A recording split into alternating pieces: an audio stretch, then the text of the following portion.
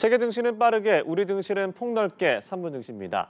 연합인포맥스 정윤교 기자와 함께합니다. 안녕하십니까? 안녕하십니까? 네, 먼저 간밤에서 미국 증시 상황부터 정리해 주시죠. 네, 간밤 뉴욕 증시는 다우지수만 강보합을 나타내고 부진한 흐름을 보였습니다. 네. 우량주 중심의 다우지수는 전날 급락을 딛고 반등에 성공했지만 기술주 매도세는 계속되면서 S&P 500 지수와 나스닥 지수는 또다시 뒷걸음질 쳤습니다.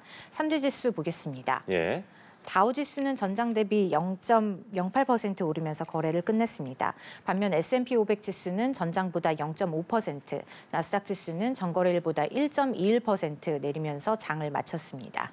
간밤 시장의 주요 경제지표 발표는 없었습니다. 뉴욕 시장은 장 초반 저가 매수세에 힘입어 상승 탄력을 받는 분위기였고요. 나이키는 투자은행 제프리스가 투자 의견을 상향 조정하면서 다우지수 구성 종목 가운데 눈에 띄는 상승세를 보였습니다. 하지만 AI 관련주들이 내려앉으면서 시장이 흔들리기 시작했습니다. 마이크로소프트가 상당한 규모의 데이터 센터 임대를 줄이기 시작했다는 소식이 AI주와 에너지주의 악재가 됐고요. 지난해 S&P 500 최고 수익률을 기록했던 팔란티어 테크놀로지는 지난주 15% 급락한 데 이어 간밤 10% 후퇴했습니다.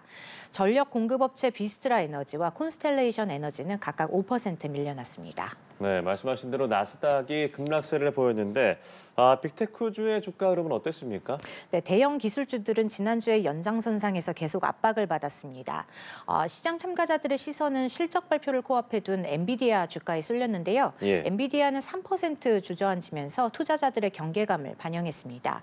엔비디아 외의 반도체주들도 대부분 하락하면서 필라델피아 반도체 지수는 2.6% 급락했고요.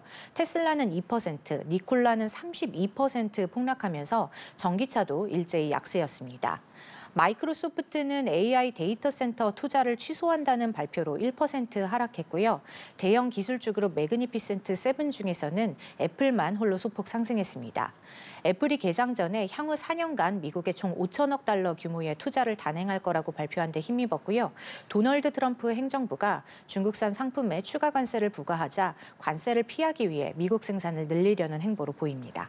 네, 이번 주 엔비디아 실적 발표가 있는데 전망은 어떻습니까? 네, 엔비디아는 26일 장 마감 후에 작년 11월부터 올해 1월까지 3개월간의 실적을 발표합니다. 예. 중국발 딥시크 충격 이후에 처음 내놓는 실적이어서 그 어느 때보다 큰 관심을 끌고 있는데요. 매출은 380억 달러, 1분기 매출 가이던스는 420억 달러 정도로 추정되고요. 특히 실적 가이던스가 시장 기대치를 충족할지에 관심이 쏠립니다. 월가에선 엔비디아의 이번 실적 결과가 올해 상반기 뉴욕 증시 흐름을 결정할 것으로 분석하고 있습니다. 엔비디아 실적이 좋게 나오면 강세장이 계속 유지되겠지만 그렇지 않으면 시장 동력도 꺾일 거라는 판단입니다. 일부 월가 전문가들 사이에선 경고의 목소리도 나오는데요. 엔비디아 실적이 시장 전체를 혼란에 빠뜨릴 수도 있을 거란 얘기도 나옵니다. 네, 엔비디아 실적을 많은 사람들이 주목을 하고 있습니다. 다음으로 국내 증시도 점검해 보죠. 어제 코스피는 어떻게 마무리됐습니까? 네, 코스피는 미국의 경기 침체 우려에 2,640대에서 장을 마쳤습니다. 코스피 종가는 전장 대비 0.35% 내린 2,645.27로 집계됐습니다. 주말에 발표된 미국의 경제 지표들이 경기 둔화 경고음을 울리면서 코스피는 불안한 흐름을 보였는데요. 지수는 장중 한때 2,620대까지 내리기도 했지만 장후반 낙폭을 줄였고요. 투자 주체별로는 외국인이 2천억 원, 기관이 1,000억 원 정도 순매도하면서 지수를 끌어내렸습니다. 시가총액 상위 종목 중에서는 삼성전자가 1.5%, SK하이닉스가 2.2% 내리면서 반도체주가 일제히 약세였고요. 2차 전지주는 다음 달 국내 최대 배터리 전시회 인터배터리 2025를 앞두고 강세를 보였습니다. 해운주는 미중 갈등으로 인한 반사이익 기대에 강세를 보였습니다. 네. 특히 말씀하신 대로 해운주가 강세를 보이는데 특별한 이유가 있었습니까? 네, 미국 정부가 중국 선박에 대한 견제책을 구체화하면서입니다. 미국 무역대표부는 미국 항구에 입항하는 중국 선사 소속 선박에 최대 100만 달러, 중국산 선박에는 최대 150만 달러의 수수료를 부과하는 방안을 추진하고 있고요. 국내 해운사들은 이 수수료 조치를 완전히 피하기는 어렵겠지만 상대적으로 반사이익을 볼 거란 기대감에 강세를 나타냈습니다. HMM은 7% 이상 빠지면서 거래를 마쳤고요. 흥하해운은 3%대, 대한해운과 KSS 해운은 1%대의 상승률을 기록했습니다.